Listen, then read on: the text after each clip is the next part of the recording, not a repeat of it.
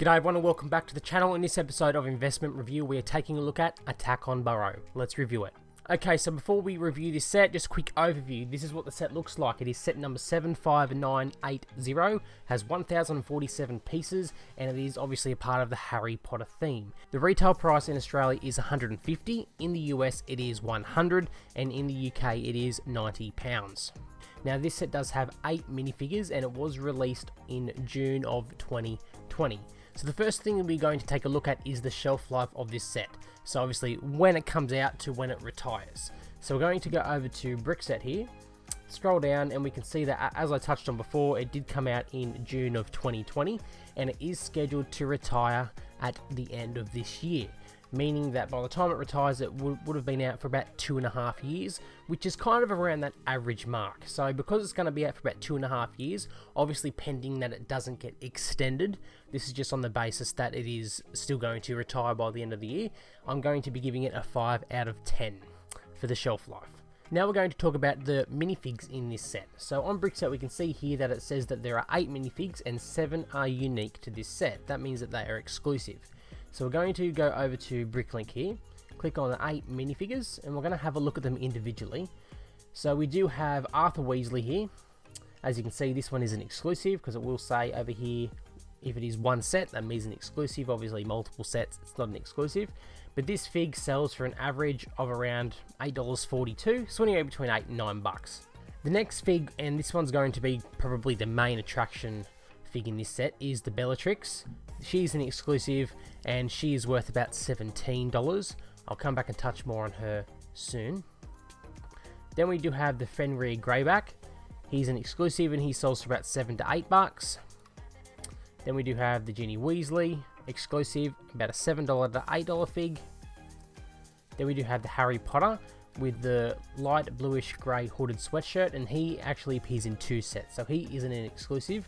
And the other set this one does appear in is the Forbidden Forest Umbridge's Encounter, which is this set here, which was released the same year.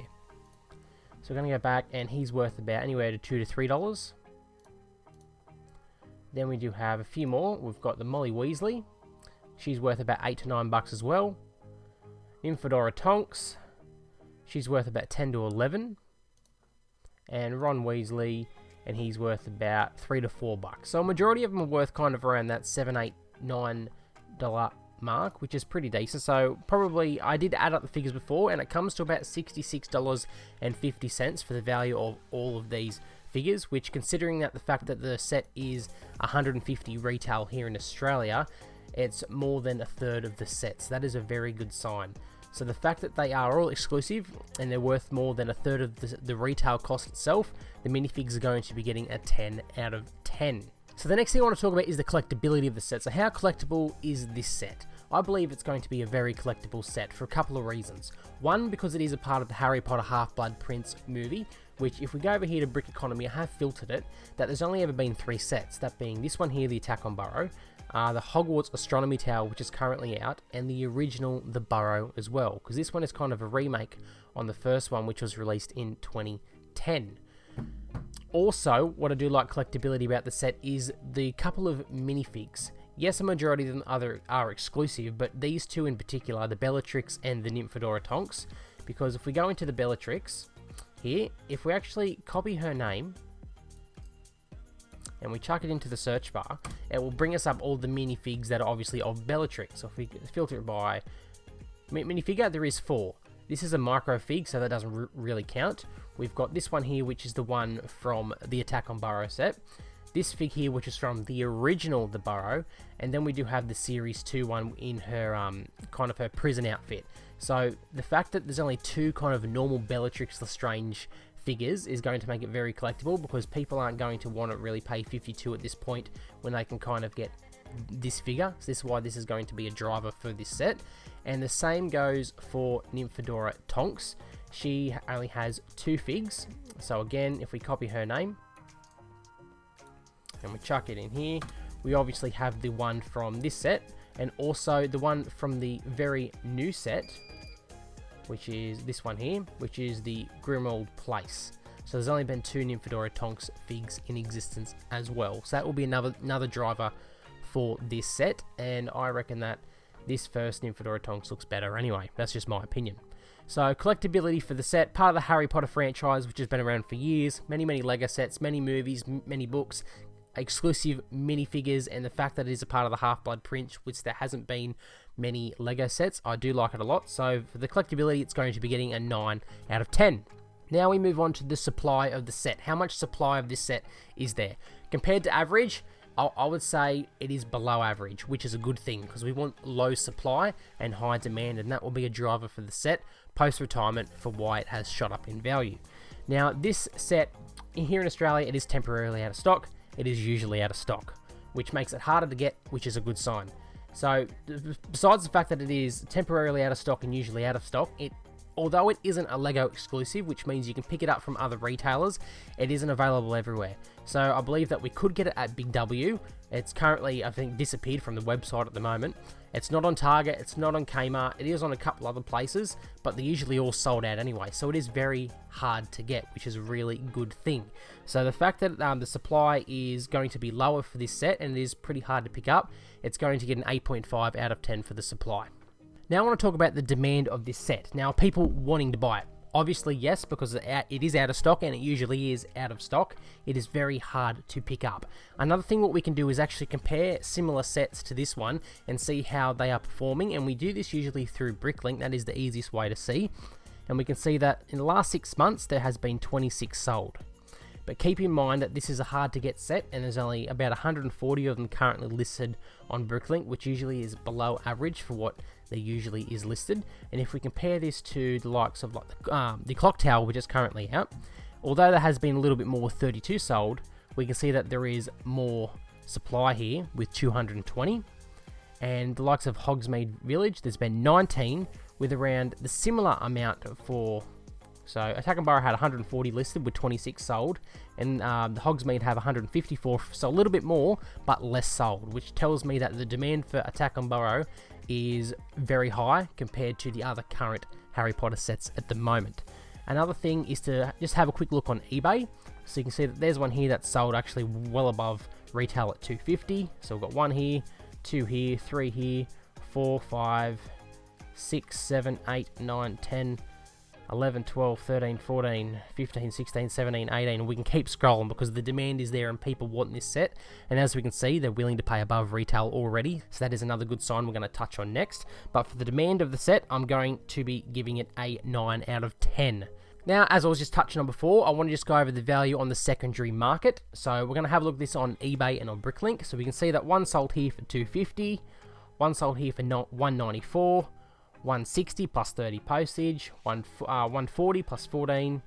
We had a bid here for 105, 195, 154, 199, 128, 199, 169. So you can see that a majority of them are already selling above retail. That is a big thing why that happens is because it is hard to get and it is usually out of stock, but that is a good sign because that means that the supply is low and the demand is high. Another thing we can have a look at is Bricklink, and Bricklink, usually the sets that are available for retail, we usually sell for about 20% below retail on Bricklink, but as we can see, it's sitting at about 145, which is pretty much retail, so that is a good sign as well. And if we have a look at a couple of sets sold, there's one here for like 160, which was above retail, 159, which is retail.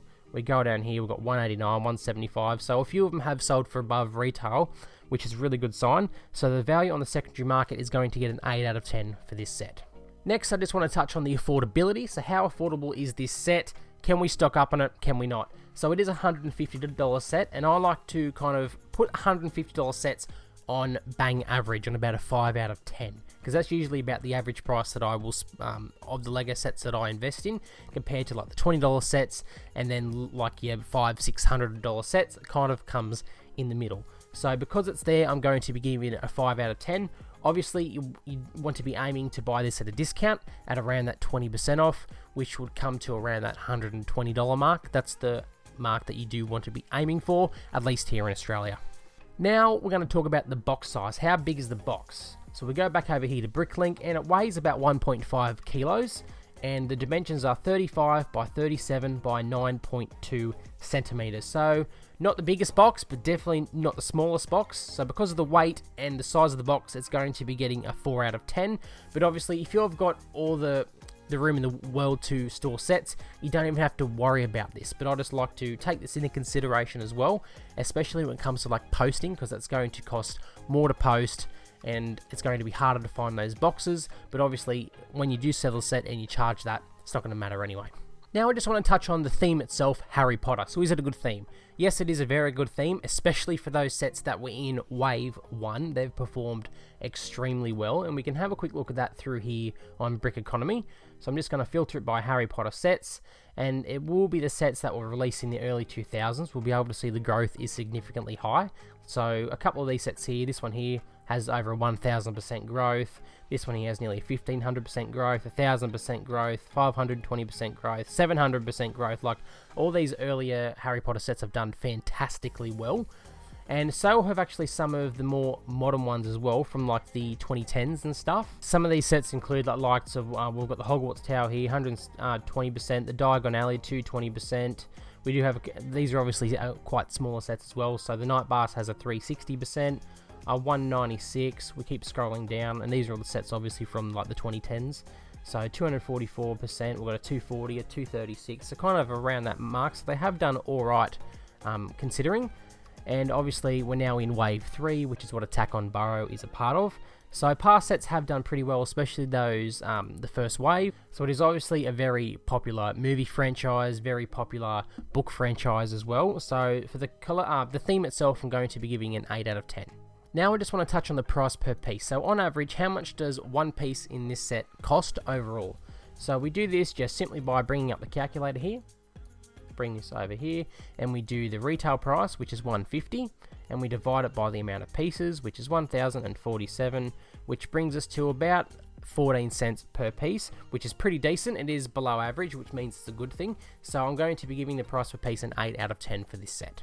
So now I just want to touch on the part out value of the set. So if we bought this set, we break it down, we sold the pieces individually for what they're worth, how much money would we get? So we're going to go over here to the price guide. Over here to the right, we're going to chuck in the set number, which is 75980. Tick the box, tick the extra parts, get value. And we can see that is US 198, so about 200, and that's for the last 6 months sales, and the current sales are about 236. So we'll kind of meet in the middle and say maybe at about 215. And if we do chuck this in over here, and I'll bring this over so you guys can see as well. So we'll go 215 USD to AUD. As you can see here, it brings us to about 312, which is a little bit above double, which is pretty good. So because of that, I'm going to be giving it a 6 out of 10. So the next thing I want to talk about is the chance of a re-release. So what's the chance that this set will get a re-release? Because re-release sets, take the Saturn Apollo 5 for example, the new one, that is a remake of the one that only just tried a couple of years ago, and that original one is performing poorly, and it's the same with like the ship in the bottle and stuff like that. So what is the chance that this one will get a remake? Zero chance, because this is a remake. So I touched on it before. This is the very first one, the Burrow. As you can see from the pictures, it looks similar. It does have similar minifigures as well. So the fact that this set that we're talking about now, the Attack on Burrow, is a remake of the original, I don't reckon they're going to make another one. They're not going to make a third one. So because of that, chance of re-release, 10 out of 10. And now the last thing I want to talk about is just comparable set performance. I've only found a few. Obviously, we do have the original one here, the Burrow. How has this performed?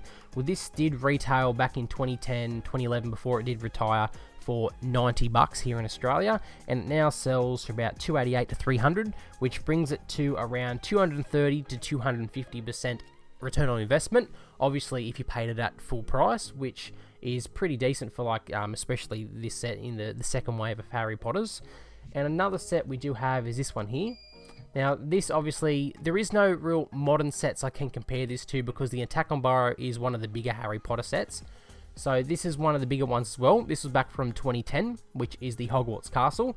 This set did retail for, I think, about 180, and it's now selling for nearly double, so nearly 100% ROI as well. But I believe that the Attack on Burrow will do better than this set because of the exclusive figures as well. It is bigger than the original, the Burrow, as well, and it just looks better in my opinion. Now, my overall thoughts for this set, will I be investing in it?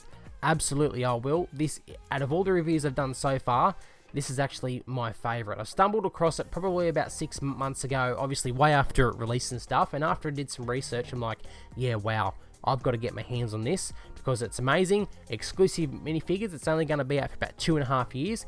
The supply is not there, which is good, and the demand is there. And as we can see, it's already selling for above retail on the secondary market as well. So all them signs are golden.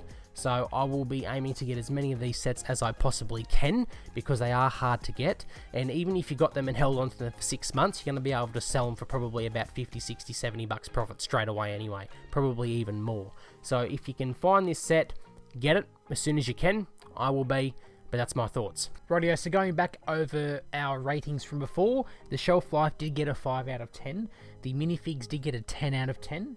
The collectability of the set got a 9 out of 10. The supply did get an 8.5 out of 10. The demand we gave a 9 out of 10. The value on the secondary market we did give an 8 out of 10. We've got the affordability, which was a 5 out of 10. The box size, which was a 4 out of 10. The theme itself was an 8 out of 10. The price per piece was an 8 out of 10. The part out value was a 6 out of 10. The chance of a re-release was a 10 out of 10. And I did forget to give the comparable set performance rating, but that would be a 7 out of 10. And that will bring it to an average score of 7.5 out of 10, which is a very, very good score. So once again, my thoughts will be, yes, I'm investing in this set. I will be grabbing as many as I can. So fingers crossed that I can do so, and fingers crossed that you guys can as well if you are wishing to invest in this set. But anyway, if you did enjoy the video, please smash the like button, subscribe to the channel, and leave your thoughts down below on the attack on Burrow. Will you be investing in this set? Will you not? Why? And we'll see how we all go. But anyway, I'll see you in the next video. Bye.